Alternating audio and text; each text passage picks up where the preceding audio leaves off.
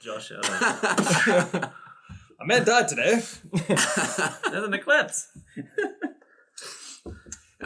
Right, so we sort of finished off last one, sort of talking a little bit about the album and things. What is the album name? How many tracks are going to be on this? And sort of how did you kind of choose the ones that you wanted to work with there?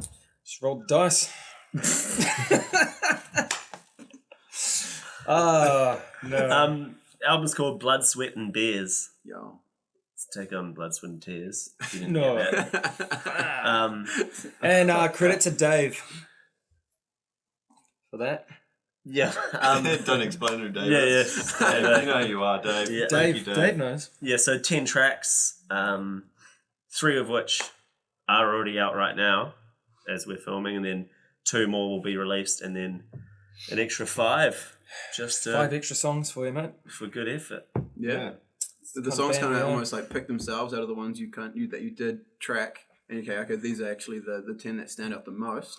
Or was it kind of like, actually, yeah, we kind of fucked up a few like sort of some major moments on these other ones so they don't quite cut it? I think all the songs are fucked up.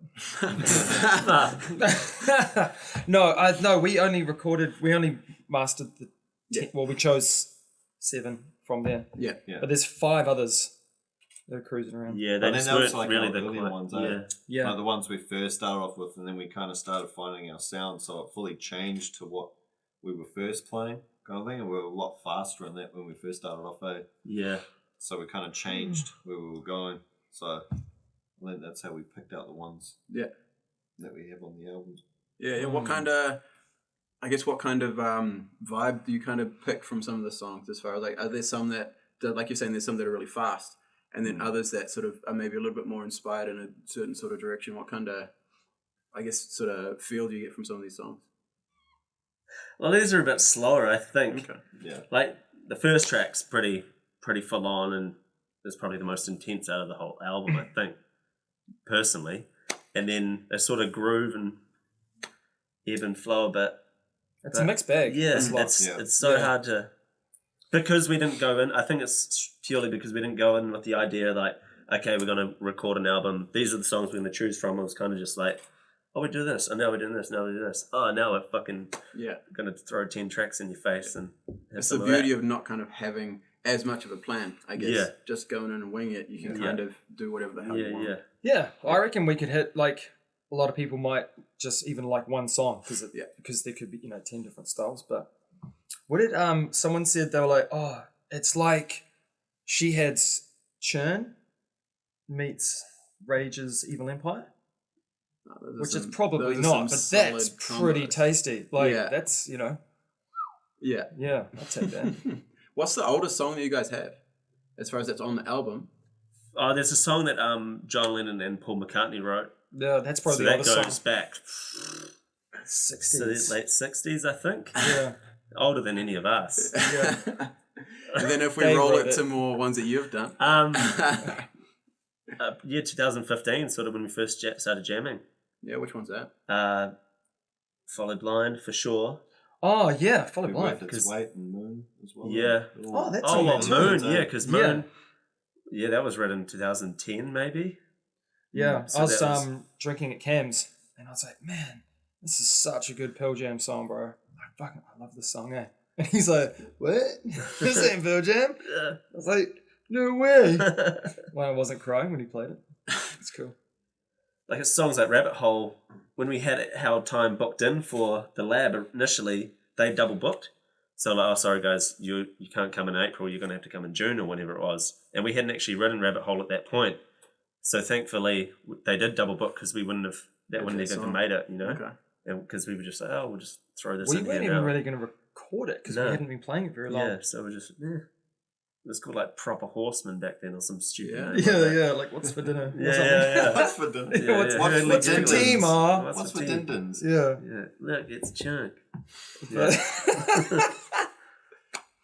No, a lot of some of those songs you mentioned were, like, they're that old. And the ones that are still on, I did a bit of digging and found your SoundCloud. And there's a few instrumental tracks on there that says, like, looking for a vocalist.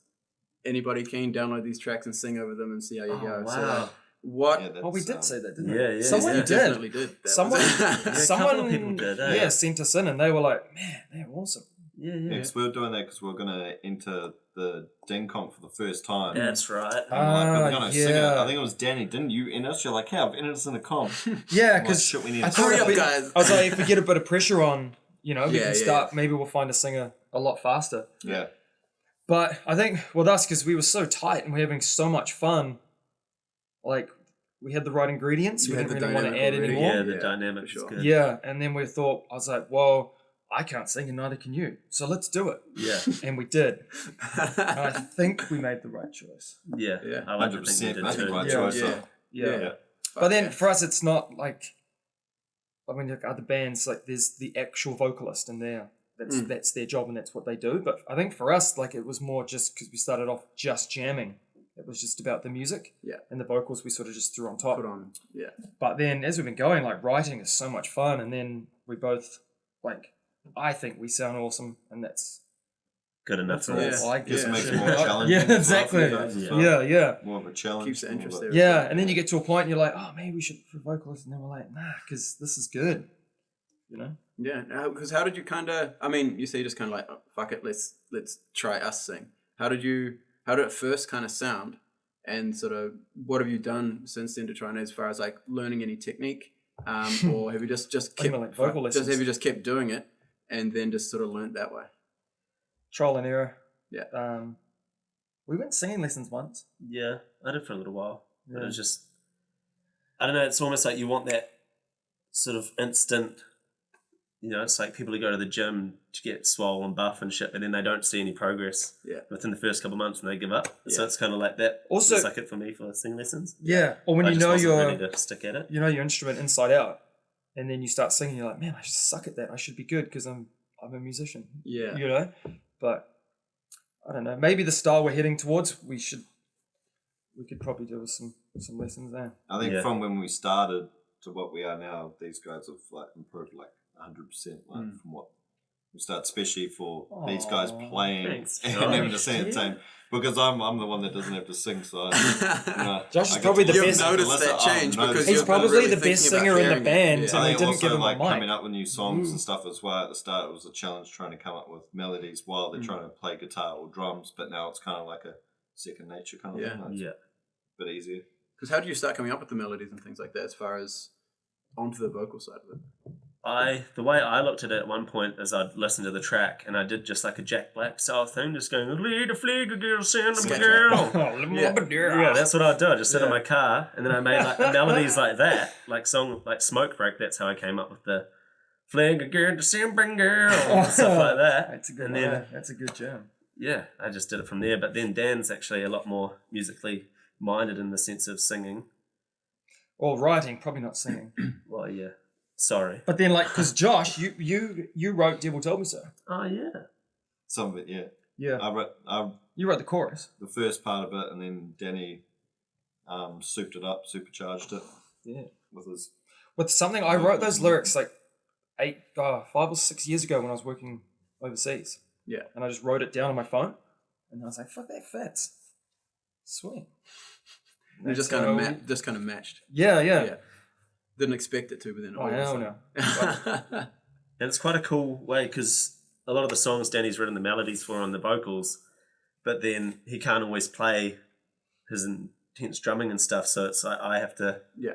Then it switches over. switches over. So it's Yeah. kind of cool learning someone else's sort of thing. I don't Style. Yeah, and it And then you makes can it have easy for that me. push and pull musically as well, as far Yeah. as now it's sort of like Danny's moment, your moment. We're Yeah. kind of like Linkin Park. Hey. We're pretty much Linkin Park. We're like, We're pretty much nah, Linkin singer Park. wise with like his Yeah. rappy kind of style. Yeah, We're Linkin Yeah. Park. We're not Linkin Park. Stop saying it. man. we Linkin Park. We might be looking for If you say it 3 times, I think you Yeah. become. No, that's Beetlejuice. Oh yeah. No, that's Biggie Smalls in front of the mirror. So you guys play, like, I can't remember what it was, 2018, 2019, you guys played a lot. Like, you guys played a shit ton Yeah, of we shows were one of gigging those, every one second of those weekend. years. Yeah. Man, we were busy. Yeah. How did that go as far as sort of like, was it just, okay, this is what we want to do, let's just, every show that comes up, let's just play it? Was Yeah, that we the booked- kind of, Everything. Yeah. Everything and anything. Mhm. Which was cool because that led to like Taranaki Tattoo Festival, which was cool. and the summer Underground tour, Yeah. Greenhill and Curly's Jewels, and down at Christchurch. Like, man, that was cool. yeah, the summer party, yeah, getting on board with Skinny Hobos, and Yeah. You guys done a bit with them, huh? Yeah, we did. Yeah, we were hard. Yeah, we've got a lot of support from bands like that, especially Caridian, Skinny Hobos, Mud Shark, Crooked Royals, Full State, all those boys. Yeah, Brother bands, eh? Yeah, we're all willing to help out. for sure. And so with with your live show, did you sort of set out with an idea of what you wanted to put across as far as what you wanted the audience to see, or did you just kind of get on stage and just fucking make noise and move around and see what happened? Pretty much. Yeah, it was rip shit and bust. Yeah. For a long time. Yeah, like the first couple of years, it was just we'd just get slaughtered. Yeah, it was the whole probably like wasn't the, you must have this many beers to be an Animalhead. Yeah. Yeah, which didn't. I think it helped us in that it loosened us up, sound wise. Yeah, but then like it's try to create a bit of theatre as well, as opposed to being on stage trying to nail every bit and make it perfect. I think we can get away with like mistakes. Mistakes have created a lot of character within our band. Yeah. Which is quite cool. Yeah. Especially having fun up there as well. Oh, There yeah. would be some stiff. Yeah. Especially for your kind of music as well. It's like it's been seeing you guys live. It's just awesome how much fun you guys are sort of obviously having up there. And like you're saying, it's that dynamic you guys have, as well as just not being afraid of having a couple of beers beforehand. As well. Do you feel like the beers to start with, like at least when you started out, kind of like, okay, this many beers to be an Animalhead? Did it kind of like maybe soften the nerves that you initially felt with gigging to start with? Yeah. And then it kind of made things a bit easier after that? I think it was because we had to sing and we're like, we don't even know what we're doing. So we'd drown it down with the beers. But there was one show we had and we were supposed to meet at my place at like 5 and we always chuck our gear in the work van and cruise in. And then I rung Cam at like lunch and I was like, you still good to come around? He's like, yeah, no, I'm just at Hallertau having a beer. It's like, no, that's all good work, cool. Not too many beers, man, because, I was like, I'll drive us in, but yada. We got a gig. All good, bro. It's all good. I'll catch you later. And then I get a text from his missus like, you should probably ring Cam. And I was like, oh, no. So I ring Cam. No answer. I ring it back. You should probably go to his house.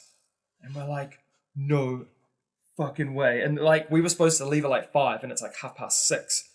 So Josh comes around. We're like, in the van, we go around to Cam's house. And he's passed out, like out cold in his bed. And we're just like, get out of bed. We're going to go to a show.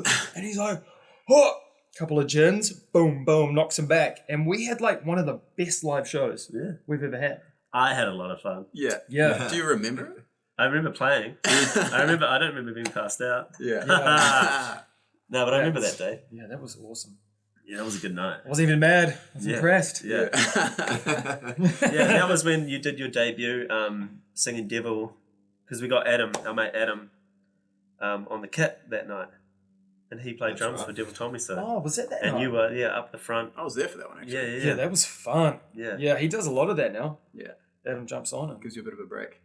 Yeah, well, he's kind of like our 4th member. Yeah. I guess it's weird that he's not here, actually. Yeah. Because he's from the band Saints of Taboo. Those guys. Oh, good question. It's... my leg's getting so sore. Yeah, that's what because you guys do have quite a few kind of like, I guess, Tait fans that kind of float around with the shows and stuff as well. Like, sort of, how is it having people like respond that way to your music? It's cool. It's fucking awesome. Welcome to the family. Yeah. Kind of. I reckon the best one was it Napier when we had that gig there and we had people coming up talking to us, asking us to sign the posters. Yeah, sign the posters. That was from the Skinnies. Was that the Skinnies? Yeah, that was the Skinnies. Oh, the Skinnies tour. So like, asking for photos and that was like the first stuff. time we've had that kind of attention. Yeah. Yeah. So it was kind of cool being like, what, you want us to sign stuff? We I mean, made it I to didn't the even have a big proper town. signature. I was like, what do you want me to sign? Yeah, I designed a signature. Yeah. Just his job. Yeah. But all like nice and stuff. Yeah, but cool. Yeah. Can you actually reproduce it? Can you? No. I normally sign. I sign it twice. I pay him to sign stuff. Yeah. Another cool thing about that though, like getting Rory from Mudshark to sing on Follow Blind, which he's on the album as well, which is really cool. Yeah, he's got a massive voice. Yeah, exactly, huge. So that beefed that song up, and then we'd get like Adam involved, and he'd jump on drums, and then Ash would come up and like repudiate and would on the marching snare drum. We just want to get people up as opposed to like, this is our place. This is our workplace. It's like, no, come on, bro, get up on stage and jump around and stage dive. We need more stage divers. More stage divers. Every time I invite people up, hey, they're like, hey, they want to get in. Yeah, have a free shirt. Yeah. But yeah, it's just more about like bringing the atmosphere up onto us and down to them, and linking. It's not so much a separation stage. Everybody's in it together. We're not booting people. We're not like Josh Holmes to the face. That whole debacle. Come on, that poor photographer. Yeah. Well, that sucks. New album out later in the year. Singles coming out as well. Yeah, fucking exciting. I got heaps. Thank you so much for coming on and being the first ones on for New Look Stories and Sound. It's been fucking mean. Cheers. Oh shit. Cheers, I gotta lean over. Oh, we're doing it. Yes. Fucker. Hang on, I was trying to cheers you. Shake my hand, motherfucker. So, going into another song, to sort of round out here, what's the third song that they're gonna hear? Come Together. Come Together. Yeah. Classic. We wrote that one too. It's such a banger. So that's our first proper cover. Yeah. Single coming out, video coming out. It's a banger. It's cool. Yeah. What made you pick that one? It's more Cam came up with the cover, like the riff for it, when you guys were jamming and they put it on. It was probably the first Facebook. thing we ever did. Yeah.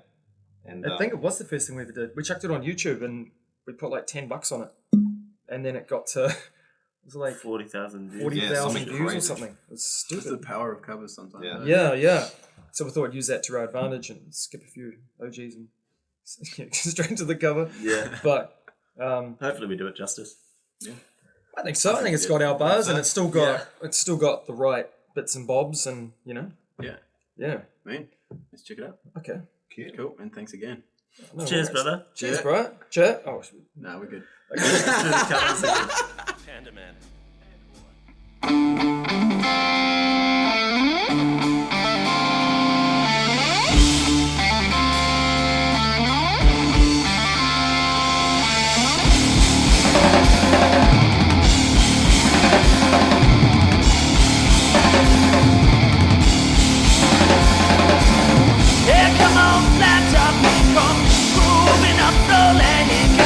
Juju eyeballs in one holy brother. He got hell